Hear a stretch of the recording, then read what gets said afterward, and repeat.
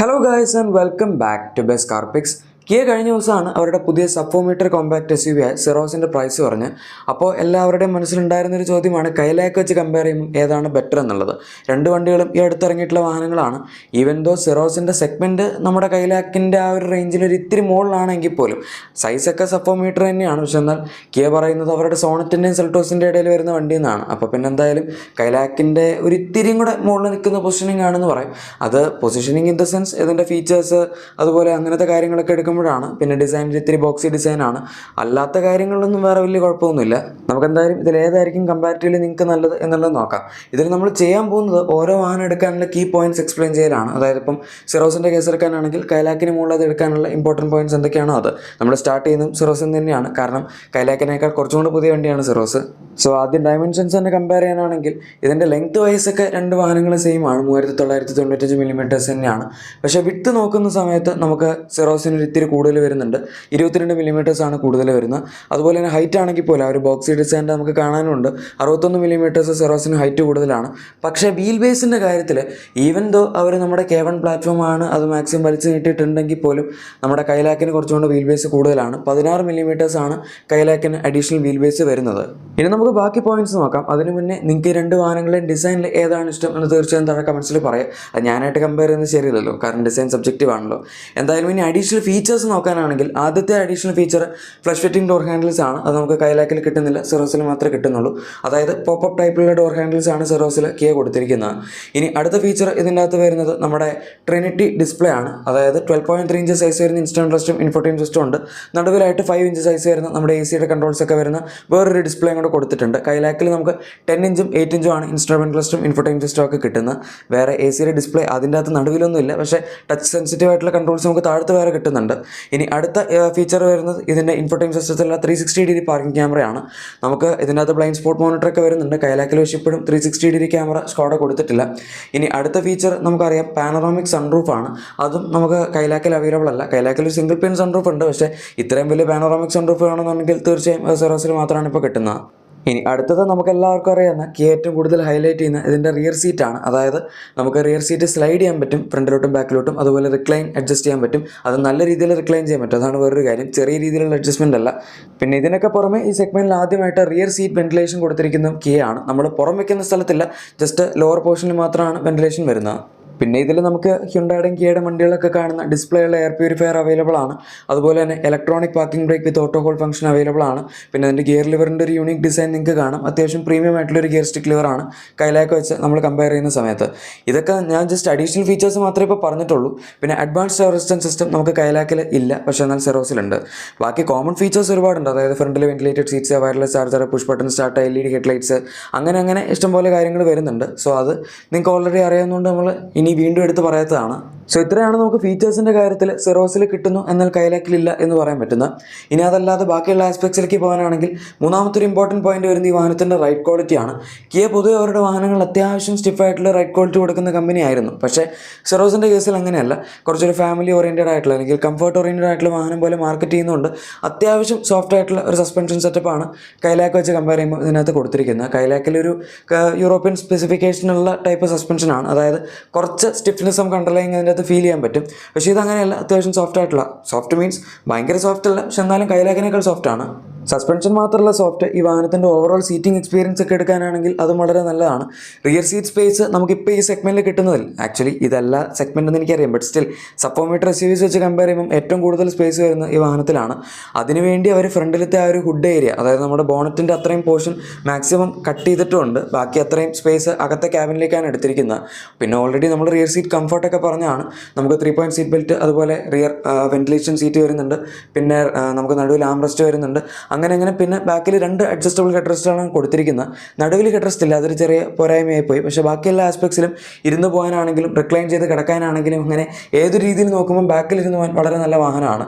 അതുപോലെ തന്നെ ബൂട്ട് സ്പേസിൻ്റെ കാര്യത്തിലും നമുക്ക് സീറ്റ് സ്ലൈഡ് ചെയ്യാൻ പറ്റുന്നതുകൊണ്ട് മാക്സിമം ബൂട്ട് സ്പേസ് 466 ലിറ്റേഴ്സ് വരെ കിട്ടും. പക്ഷേ അത് നമുക്ക് കുറച്ച് 390 ലിറ്റേഴ്സും ആക്കാൻ പറ്റും. കാരണം സീറ്റ് അപ്പം നമ്മൾ മാക്സിമം ബാക്കിലോട്ട് സ്ലൈഡ് ചെയ്തിട്ടിരിക്കുകയായിരിക്കും കൂടുതൽ സ്പേസ് കിട്ടാനായിട്ട്. ബൂട്ട് സ്പേസ് വേണമെന്നുണ്ടെങ്കിൽ സീറ്റ് ഏറ്റവും ഫ്രണ്ടിലത്തെ പൊസിഷനിൽ സ്ലൈഡ് ചെയ്തിട്ടാൽ മതി. കൈലാക്കിൽ നമുക്ക് സ്റ്റാൻഡേർഡ് ആയിട്ട് 446 ലിറ്റേഴ്സിൻ്റെ ബൂട്ടാണ് വരുന്നത്. ഇനി അടുത്ത പ്ലസ് പോയിന്റ് ഈ വാഹനത്തിൻ്റെ ഓവറോൾ ഇൻറ്റീരിയർ ഫിറ്റ് ആൻഡ് ഫിനിഷും അതുപോലെ തന്നെ പ്ലാസ്റ്റിക്സിൻ്റെ ക്വാളിറ്റി ആൻഡ് പിന്നെ സോഫ്റ്റ് ടച്ച് മെറ്റീരിയൽസ് ഒക്കെയാണ്. കൈലാക്കിൽ അങ്ങനെ അവർ അധികം സോഫ്റ്റ് ടച്ച് മെറ്റീരിയൽസ് ഒന്നും എവിടെയും കൊടുത്തിട്ടില്ല, ഡോർ പാഡ്സിലൊക്കെ മാത്രമേ ഉള്ളൂ. ഈ വാഹനത്തിൽ പക്ഷേ നമുക്ക് അത്യാവശ്യം നല്ലൊരു പ്രീമിയം ആയിട്ടുള്ള ഫിറ്റ് ആൻഡ് ഫിനിഷും ഇൻറ്റീരിയർ ഡിസൈനും കമ്പാരിറ്റീവ്ലി പറയാൻ പറ്റും. കൈലാക്കിൽ അത്യാവശ്യം നല്ല എല്ലാവരും പ്ലീസ് ചെയ്യുന്ന രീതിയിലുള്ളൊരു ഡിസൈനാണ്. ഇതിൻ്റെ അകത്ത് കുറച്ച് ഫ്യൂച്ചറിസ്റ്റിക് ആയിട്ടുള്ള ഒരു മോഡേൺ ടച്ചല്ല, കയറിയിരിക്കുമ്പോൾ തന്നെ നമുക്കൊരു പ്രീമിയം വണ്ടിയിൽ ഇരിക്കുന്ന പോലത്തെ ഒരു ഫീലാണ് കിട്ടുന്നത്. ഇനി അടുത്തൊരു പ്ലസ് പോയിന്റ് ഈ വാഹനത്തിന് ഡീസൽ എഞ്ചിനാണ്. നമുക്ക് കൈലാക്കിൽ ടർബോ പെട്രോൾ ഉണ്ട്, പക്ഷേ അതിൻ്റെ അകത്ത് അത് മാത്രമേ ഉള്ളൂ. ഈ വണ്ടിയിൽ പക്ഷേ നമുക്ക് ടർബോ പെട്രോളും അതുപോലെ തന്നെ ഒരു 1.5 ലിറ്റർ ഡീസൽ എഞ്ചിനാണ് കിയ പ്രൊവൈഡ് ചെയ്തിരിക്കുന്നത്. CRDI ഡീസൽ എഞ്ചിനാണ്. 115 bhp 250 ടോർക്കൊക്കെ ജനറേറ്റ് ചെയ്യുന്നുണ്ട്. വേരിയബിൾ ജോമെട്രി ടർബോ ചാർജറാണ് ഉപയോഗിച്ചിരിക്കുന്നത്. ഈ എഞ്ചിനിൽ നമുക്ക് 6 സ്പീഡ് മാനുവൽ അതുപോലെ 6 speed torque converter automatic transmission എല്ലാം തന്നെ അവൈലബിൾ ആണ്. ഇനി 1 ലിറ്റർ ടർബോ എടുക്കാനാണെങ്കിൽ അതിൻ്റെ അകത്ത് 7 സ്പീഡ് DCT അതുപോലെ 6 സ്പീഡ് മാനുവലാണ് വരുന്നത്. ഡീസൽ ഇതിന് മുന്നേ നമ്മുടെ സ്കോഡയും ഫോക്സ്വാഗനൊക്കെ 2020 വരെ കൊടുത്തുകൊണ്ടിരുന്നതാണ്. അത് കഴിഞ്ഞ് പിന്നെ അവർ നിർത്തി. ഇനിയിപ്പം 2 ലിറ്റർ TDI ഇന്ത്യയിലേക്ക് വീണ്ടും തിരിച്ചു വരുന്ന കാര്യമൊക്കെ പറയുന്നുണ്ട്. പക്ഷേ 1.5 TDIയുടെ കേസിൽ എനിക്ക് വലിയ ഉറപ്പില്ല. കാരണം 2 ലിറ്റർ TDI അവർ ഇമ്പോർട്ട് ചെയ്ത് CB വഴിയാണ് കൊണ്ടുവരുന്നത്. 1.5 TDI പക്ഷേ അങ്ങനെ ഇമ്പോർട്ട് ചെയ്ത് കൊണ്ടുവന്നു കഴിഞ്ഞാൽ വണ്ടിയുടെ വിലയൊക്കെ വേറെ ലെവലിലായിരിക്കും. അതുകൊണ്ട് അതിൻ്റെ ഒരു സാധ്യത കുറവാണ്. ഏതായാലും ഡീസൽ സിറോസ് എടുക്കുകയാണെങ്കിൽ അത്യാവശ്യം നല്ല മൈലേജും കിട്ടും. ടർബോ പെട്രോളിൽ എന്തായാലും നമ്മൾ സിറ്റി കൂടെ ഓടിക്കുമ്പോഴൊക്കെ 10-12 അതൊക്കെ മാക്സിമം കിട്ടുള്ളൂ. ഡീസൽ പക്ഷേ അങ്ങനെയല്ല, 15 മുകളിൽ നമുക്ക് ഈസി ആയിട്ട് എഫിഷ്യൻസി കിട്ടും. ഇനി അടുത്തൊരു പ്ലസ് പോയിന്റ് ആയിട്ട് പറയാൻ പറ്റുന്നത് ഈ വണ്ടിയുടെ പ്ലസ് പോയിന്റ് അല്ല, കിയയുടെ പ്ലസ് പോയിന്റ് ആണ്. നമുക്കറിയാം സ്കോഡ എന്ന് പറയുമ്പം അവരുടെ sales and service touch points ഒക്കെ കിയ വെച്ച് കമ്പയർ ചെയ്യുമ്പോൾ കുറച്ച് കുറവാണ്. കിയയ്ക്കും ഒരുപാട് സർവീസ് നെറ്റ്വർക്ക് ഇല്ല, പക്ഷേ അവർ അത്യാവശ്യം നന്നായിട്ട് ഇമ്പ്രൂവ് ചെയ്ത് വരുന്നുണ്ട്. ഇപ്പോൾ നമുക്ക് പല സ്ഥലങ്ങളിലും കിയയുടെ സർവീസ് നെറ്റ്വർക്ക് അത്യാവശ്യം കയറി വരുന്നത് കാണാം. അവരുടെ വണ്ടികൾ വിൽക്കുന്നതനുസരിച്ച് അവർ അതിനനുസരിച്ചും ആ ഒരു സെയിൽസ് ആൻഡ് സർവീസ് നെറ്റ്വർക്കിൻ്റെ എക്സ്പീരിയൻസ് ഇമ്പ്രൂവ് ചെയ്തിട്ടുണ്ട്. പിന്നെ ചില ആൾക്കാർക്കൊക്കെ സ്കോഡയുടെ സർവീസ് സെൻറ്ററിൽ കുറച്ച് മോശം എക്സ്പീരിയൻസ് ഉള്ളതായിട്ട് നമുക്ക് കേൾക്കാൻ പറ്റും. കിയയുടെ പക്ഷേ അങ്ങനെ പൊതുവേ ഒരു എക്സ്പീരിയൻസ് പറയാറില്ല. എല്ലാവർക്കും അത്യാവശ്യം നല്ലൊരു പ്രീമിയം ആൻഡ് നല്ല എക്സ്പീരിയൻസ് ആണ് കിയയുടെ സർവീസ് സെൻറ്ററിൽ നിന്നും അതുപോലെ സെയിൽസ് ടീമിൽ നിന്നൊക്കെ ഉണ്ടാവാറുള്ളത്. സെയിൽസ് സ്കോഡയുടെ വലിയ കുഴപ്പമൊന്നുമില്ല, സർവീസാണ് ചില സമയത്ത് കുറച്ച് മോശം എക്സ്പീരിയൻസ് വരുന്നത്. പക്ഷേ സർവീസ് കോസ്റ്റിൻ്റെ കാര്യത്തിൽ നമ്മൾ അങ്ങനെ പേടിക്കേണ്ട ആവശ്യമൊന്നുമില്ല. കൈലാക്കിൽ നമുക്ക് മെയിൻ്റെനൻസ് പാക്കേജസ് ഒക്കെ അവൈലബിൾ ആണ്. അത് നിങ്ങളൊന്ന് ബാർഗൈൻ ചെയ്യുകയാണെങ്കിൽ ചിലപ്പോൾ അവർ ഫ്രീ ആയിട്ട് തന്നെ വണ്ടിയുടെ കൂടെ തരും. അപ്പോൾ അങ്ങനെ എടുക്കുന്ന സമയത്ത് നമുക്ക് 4 വർഷം വരുന്ന അധികം ചിലവ് വരുന്നില്ല വണ്ടി മെയിൻറ്റെയിൻ ചെയ്യാൻ. പിന്നെ എക്സ്റ്റൻഡഡ് വാറണ്ടി 6 വർഷം വരെ നമുക്ക് എടുക്കാൻ പറ്റും. അതുകൊണ്ട് 6 വർഷം വരെയുള്ള കാര്യങ്ങളൊക്കെ എന്തെങ്കിലുമൊക്കെ ഫെയിൽ ആവുകയാണെന്നുണ്ടെങ്കിൽ ഇൻ കേസ് സംഭവിക്കുകയാണെങ്കിൽ നമുക്ക് മാനേജ് ചെയ്യാൻ പറ്റും. സോ ഇത്രയൊക്കെ കാര്യങ്ങളാണ് നമ്മൾ കൈലാക്കിനെ വെച്ച് കമ്പയർ ചെയ്യുമ്പോൾ സിറോസിന് അഡീഷണൽ ആയിട്ട് പറയാൻ പറ്റുന്നത്. ഇനി പ്രൈസിൻ്റെ ഒരു പോയിന്റും കൂടെ വരുന്നുണ്ട്, പക്ഷെ അത് നമുക്ക് കൈലാക്കിൻ്റെ ഇടയിൽ പറയാം. എല്ലാം കൂടെ ഇവിടെ പറഞ്ഞാൽ ശരിയാവില്ലല്ലോ. അതുകൊണ്ട് തന്നെ ഇനിയിപ്പോൾ കൈലാക്കിനെ സിറോസ് വെച്ച് കമ്പയർ ചെയ്യുന്ന സമയത്ത് ഇതിനെന്താണ് അഡീഷണൽ കിട്ടുന്നത് നോക്കാം. എനിക്ക് പേഴ്സണലി ഡിസൈൻ വൈസ് എടുക്കാനാണെങ്കിൽ കൈലാക്കാണ് കുറച്ചുകൂടി നന്നായിട്ട് തോന്നിയിരിക്കുന്നത്. പിന്നെ ഡയമെൻഷൻസ് നമ്മൾ ഓൾറെഡി കമ്പയർ ചെയ്തു. വീൽ ബേസ് ഒഴികെയുള്ള ബാക്കി എല്ലാ സാധനങ്ങളിലും സിറോസ് തന്നെയാണ് മുന്നിൽ നിൽക്കുന്നത്, അത് നമുക്കറിയാം. അതുകൊണ്ട് തന്നെ നമുക്കിനി അടുത്തതായി കൈലാക്കിൽ എന്തൊക്കെയാണ് സിറോസിലില്ലാത്ത അഡീഷണൽ ഫീച്ചേഴ്സ് കിട്ടുന്നതെന്ന് നോക്കാം. അതിൽ ആദ്യത്തേത് LED റിവേഴ്സ് ലൈറ്റ് ആണ്. കൈലാക്കിൻ്റെ ഇൻഡിക്കേറ്ററും റിവേഴ്സ് ലൈറ്റും എല്ലാം LED ആണ്. സിറോസിൻ്റെ റിയർ ഇൻഡിക്കേറ്റേഴ്സ് ഒക്കെ LED ആണ്, പക്ഷേ റിവേഴ്സ് ലൈറ്റ് അവർ സാധാരണ ഹാലജൻ ബൾബാണ് കൊടുത്തിരിക്കുന്നത്. അത് ഭയങ്കര വലിയൊരു കാര്യമാണെന്നല്ല, പക്ഷെ കമ്പയർ ചെയ്യുമ്പോൾ ചെറിയ പോയിന്റ്സ് ഒക്കെ കിട്ടുകയാണെങ്കിൽ നമ്മൾ പറയണമല്ലോ, അത്രേ ഉള്ളൂ. അതുപോലെ തന്നെ നമുക്ക് കൈലാക്കിൻ്റെ ഫ്രണ്ടിലത്തെ ഡ്രൈവർ സീറ്റ് 6 വേ ഇലക്ട്രിക്കൽ അഡ്ജസ്റ്റബിൾ ആണ്. സെറോസിൽ 4 വേ മാത്രമേ ഇലക്ട്രിക് അഡ്ജസ്റ്റ് വരുന്നുള്ളൂ. പിന്നെ സെറോസിൻ്റെ കോ പാസഞ്ചർ സീറ്റ് നമുക്ക് മാനുവൽ ആയിട്ട് തന്നെ അഡ്ജസ്റ്റ് ചെയ്യണം. പക്ഷേ ഈ വണ്ടിയിൽ അങ്ങനെയില്ല, കോ പാസഞ്ചർ സീറ്റ് നമുക്ക് ഇലക്ട്രിക് ആയിട്ട് തന്നെ അഡ്ജസ്റ്റ് ചെയ്യാൻ പറ്റും. അത് ഈ സെഗ്മെൻറ്റിൽ ആപ്പാടെ കൈലാക്കിൽ മാത്രമേ വരുന്നുള്ളൂ. പിന്നെ അടുത്ത പോയിന്റ് ബാക്കിൽ വരുന്ന 3 അഡ്ജസ്റ്റബിൾ ഹെഡ് റെസ്റ്റുകളാണ്. കൈലാക്കിൽ നമുക്ക് 3 ഉണ്ട്, പക്ഷേ സിറോസിൽ നേരത്തെ പറഞ്ഞ പോലെ 2 മാത്രമേ ബാക്കിൽ ഹെഡ് റെസ്റ്റ് ആയിട്ട് കൊടുത്തിട്ടുള്ളൂ. നടുവിൽ ഈവൻ ഫിക്സഡ് ഹെഡ് റെസ്റ്റ് പോലും അവർ കൊടുത്തിട്ടില്ല. ബാക്കി സാധനങ്ങളൊക്കെ സെയിം ആണ്, സ്പേസ് ഒഴികെ. സ്പേസ് ഇതിനകത്ത് അത്യാവശ്യത്തിനുണ്ട് കേട്ടോ, പക്ഷേ നമ്മൾ സിറോസ് വെച്ച് കമ്പയർ ചെയ്യുമ്പോൾ കുറവാണ് എന്ന് മാത്രം. ഇനി അടുത്ത കൈലാക്കിൻ്റെ പ്ലസ് പോയിന്റ് വരുന്നത് ഈ വാഹനത്തിൻ്റെ പവറാണ്. ഓൺ പേപ്പർ എടുക്കുന്ന സമയത്ത് 114 bhp അതുപോലെ 178 ന്യൂട്ടൺ മീറ്റേഴ്സിൻ്റെ ടോർക്കാണ് ഈ വണ്ടി ജനറേറ്റ് ചെയ്യുന്ന power figures. Syros 120 bhp 172 Nm ടോർക്കാണ്. രണ്ടും TGDI അല്ലെങ്കിൽ ഫോക്സ്വാഗൻ്റെ ടേംസിൽ TSI എഞ്ചിൻസ് തന്നെയാണ്. പക്ഷേ സംഭവം എന്താണെന്ന് വെച്ചാൽ ഈ വണ്ടി നമുക്ക് കുറച്ചും കൂടെ ഫ്രീ റൈവിങ്ങും അതുപോലെ തന്നെ ഇത്തിരി കൂടെ ബെറ്റർ ആയിട്ടുള്ളൊരു പവർ പ്രൊഡ്യൂസ് ചെയ്യുന്ന രീതിയിൽ ഫീൽ ചെയ്യും. പറഞ്ഞു വരുമ്പം 114 bhp ഉള്ളൂ എങ്കിൽ പോലും 10.5 സെക്കൻഡ്സിലാണ് ഈ വാഹനം 0 to 100 എത്തുന്നത്. പിന്നെ ഇതിൻ്റെ ആ ഒരു എഞ്ചിൻ, അതായത് ഒരു കുഷാക്ക് സ്ലാവിയയിലൊക്കെ ഉപയോഗിക്കുന്ന എഞ്ചിനാണ്. അത് ഈ ഒരു ചെറിയ ഫോം ഫാക്ടറിലേക്ക് വരുമ്പോഴേക്കും കുറച്ചും കൂടെ പെപ്പിയായിട്ട് നമുക്ക് ഫീൽ ചെയ്യും. ഇതിൻ്റെ കൂടെ മാനുവലും അതുപോലെ തന്നെ 6 സ്പീഡ് ടോക്ക് കൺവെർട്ടർ ഓട്ടോമാറ്റിക്കാണ് കിട്ടുന്നത്. സെറോസിൽ DCT ഉണ്ട് എന്നുള്ളൊരു അഡ്വാൻറ്റേജ് ഉണ്ട്, പക്ഷേ ഇതിൻ്റെ ടോക്ക് കൺവെർട്ടറും അത്ര മോശമൊന്നുമല്ല. നമുക്ക് ആവശ്യത്തിനുള്ള ഒരു ക്വിക്ക് ഷിഫ്റ്റ് ഒക്കെ ഇതും ഓഫർ ചെയ്യുന്നുണ്ട്. പിന്നെ കിയ കൊടുക്കുന്ന DCTയും ഭയങ്കര ലൈറ്റ്നിങ് ഫാസ്റ്റ് ഷിഫ്റ്റുള്ള ഒരു ഗിയർ ബോക്സ് ഒന്നും അല്ല. അതായത് ഫോക്സ്വാഗൻ്റെ പഴയ DQ200 ലെവൽ അങ്ങനെ പെട്ടെന്ന് ഷിഫ്റ്റ് ചെയ്യുന്ന ഗിയർ ബോക്സ് ഒന്നും അല്ല. ഇനി അടുത്തൊരു പ്ലസ് പോയിന്റ് വരുന്ന ഈ വാഹനത്തിൻ്റെ പ്ലാറ്റ്ഫോമാണ്. പ്ലാറ്റ്ഫോം എങ്ങനെ നമുക്കൊരു പ്ലസ് പോയിന്റ് ആയിട്ട് പറയാൻ പറ്റും എന്ന് ചോദിച്ചാൽ, ഒരു വാഹനം നമുക്ക് ഓടിക്കുന്ന സമയത്ത് അതിൻ്റേതായിട്ടുള്ള ഒരു മെച്ചുവേർഡ് ഫീൽ കിട്ടും. ഇപ്പോൾ നല്ലൊരു പ്ലാറ്റ്ഫോമുള്ള വണ്ടിയാണ്. ഇപ്പോൾ കൈലാക്കിൻ്റെ കേസ് എടുക്കുകയാണെങ്കിൽ ഈ വാഹനം ഒറിജിനലി അവരൊരു സെഡാൻ അല്ലെങ്കിൽ ഒരു അബവ് 4 മീറ്റർ SUV-ക്ക് വേണ്ടി ഡിസൈൻ ചെയ്തിട്ടുള്ള പ്ലാറ്റ്ഫോമാണ്. MQB A0i എന്ന് പറഞ്ഞ പ്ലാറ്റ്ഫോമാണ്. അതിലൊരു മോഡിഫിക്കേഷൻസ് വരുത്തി പ്ലാറ്റ്ഫോം ചെറുതാക്കുകയാണ് ചെയ്തത്, വീൽ ബേസ് കുറച്ചിട്ട്. അതുകൊണ്ട് തന്നെ നമുക്കിതിൻ്റെ കുറച്ചുകൊണ്ട് വലിയ വാഹനങ്ങൾ ഈ പ്ലാറ്റ്ഫോമിൽ വേറെ അവൈലബിൾ ആണ്. അതായത് ഒരു സെഡാൻ്റെ ഒക്കെ പ്ലാറ്റ്ഫോം എടുത്ത് മോഡിഫൈ ചെയ്തൊരു ഹാച്ച് ബാക്ക് അല്ലെങ്കിൽ ഒരു ഇതിപ്പം SUV എന്ന് വിളിക്കുന്ന അങ്ങനത്തെ ഒരു വണ്ടി ഉണ്ടാക്കുന്ന സമയത്ത് നമുക്ക് ആ സെഡാൻ്റെ ഡ്രൈവിംഗ് ഡൈനാമിക്സ്, അതുപോലെ മെച്ചോർഡ് ആയിട്ടുള്ളൊരു ഹാൻഡ്ലിങ്, പിന്നെ റോഡ് മാനേഴ്സ്, അങ്ങനത്തെ കാര്യങ്ങളൊക്കെ ഈ വാഹനത്തിലും കിട്ടും. അതുകൊണ്ട് തന്നെ ഇതിൻ്റെ ഹാൻഡ്ലിംഗ് വളരെ നല്ലതാണ്. നമ്മളിപ്പോൾ ഒരു പ്രൈസ് പോയിന്റിൽ എടുക്കുകയാണെങ്കിൽ വൺ ഓഫ് ദി ബെസ്റ്റ് അല്ലെങ്കിൽ the best ride and handling balance ഉള്ള വണ്ടി ഇപ്പോൾ കൈലാക്കാണ് എന്ന് തന്നെ പറയാം. പക്ഷേ സെറോസിൻ്റെ കേസിൽ അത് പറ്റില്ല. കാരണം അത് K1 പ്ലാറ്റ്ഫോമിൻ്റെ ഭയങ്കര ഹെവിലി മോഡിഫൈഡ് ആയിട്ടുള്ളൊരു വേർഷനാണ്. K1 എന്ന് പറയുന്നത് അവർ ഗ്രാൻഡ് ഐറ്റൻ, നിയോസ്, ഓറ അങ്ങനത്തെ വാഹനങ്ങളൊക്കെ ഉപയോഗിച്ചിരുന്ന ഒരു പ്ലാറ്റ്ഫോം ആയിരുന്നു. അതിനവർ അത്യാവശ്യം പണിയെടുത്തിട്ടുണ്ട്. എന്നാൽ മാത്രം ഇത്രയും വീൽ ബേസ് ഒക്കെ കൂട്ടി സ്പേസ് ഒക്കെ ഇത്ര അവർക്ക് ഉണ്ടാക്കാൻ പറ്റുള്ളൂ. പക്ഷെ എന്നാൽ പോലും അതിൻ്റെ സേഫ്റ്റിയിൽ നമുക്ക് വേണമെങ്കിൽ ക്വസ്റ്റ്യൻ ചെയ്യാൻ പറ്റും. കാരണം ഗ്രാൻഡ് ഐറ്റൻ, നിയോസിൻ്റെ സേഫ്റ്റി റേറ്റിംഗ് മോശമാണ്. ഈ വണ്ടി അങ്ങനെ ആയിരിക്കണമെന്നില്ല. അവർ ചിലപ്പോൾ മോഡിഫിക്കേഷൻസ് വരുത്തിയിൽ സേഫ്റ്റി ഇമ്പ്രൂവ് ചെയ്തേക്കാം. പക്ഷേ നമുക്കത് ഇപ്പോഴും ഉറപ്പിച്ച് പറയാൻ പറ്റില്ല. കാരണം കൈലാക്കിന് Bharat NCAP 5 star safety rating ഇപ്പോൾ ലഭിച്ചിട്ടുണ്ട്.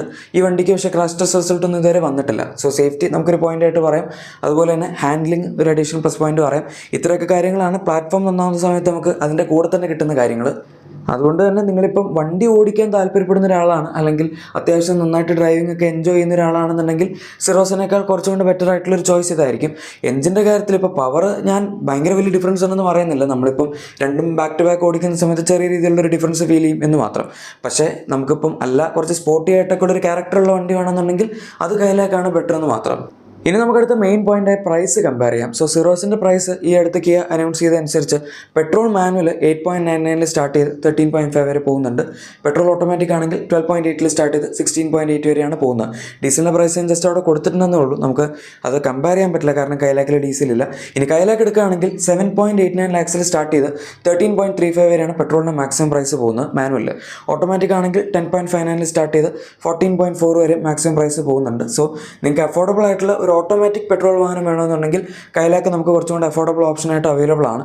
സിറോസ് പക്ഷേ ഇത്തിരി വില കൂടുതലാണെന്ന് പറയേണ്ടി വരും. ഇനി ഈവൻ മാനുവലിൻ്റെ കേസ് എടുക്കുകയാണെങ്കിൽ പോലും ഇപ്പോൾ രണ്ടിൻ്റെയും മാക്സിമം മാനുവൽ വേരിയൻസിൻ്റെ പ്രൈസ് നിങ്ങൾക്ക് സെയിം ആയിട്ട് തോന്നുന്നുണ്ടായിരിക്കും. പക്ഷേ സിറോസ് നമുക്ക് ടോപ്പ് എൻഡ് വേരിയൻറ്റ് മാനുവലിൽ അവൈലബിൾ അല്ല. ഇതിൻ്റെ ടോപ്പ് എൻഡ് 2 വേരിയൻസ്, അതായത് HTX പ്ലസും അതുപോലെ HTX പ്ലസ് അഡാസും, ഇത് രണ്ടും നമുക്ക് ആകപ്പാട് ഓട്ടോമാറ്റിക്കലി മാത്രം കിട്ടുന്ന വേരിയൻസ് ആണ്. HTX വരെയാണ് നമുക്ക് മാനുവലിൻ്റെ ഓപ്ഷൻ കിയ പ്രൊവൈഡ് ചെയ്തിരിക്കുന്നത്.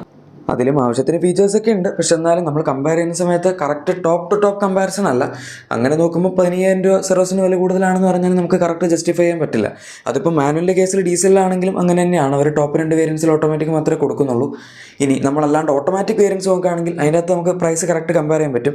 16.8 ലാക്സ് വരെയാണ് സിറോസിൻ്റെ പെട്രോൾ DC ഓട്ടോമാറ്റിക്കിൻ്റെ ടോപ്പ് വേരിയൻറ്റ് മാക്സിമം പ്രൈസ് പോകുന്നത്.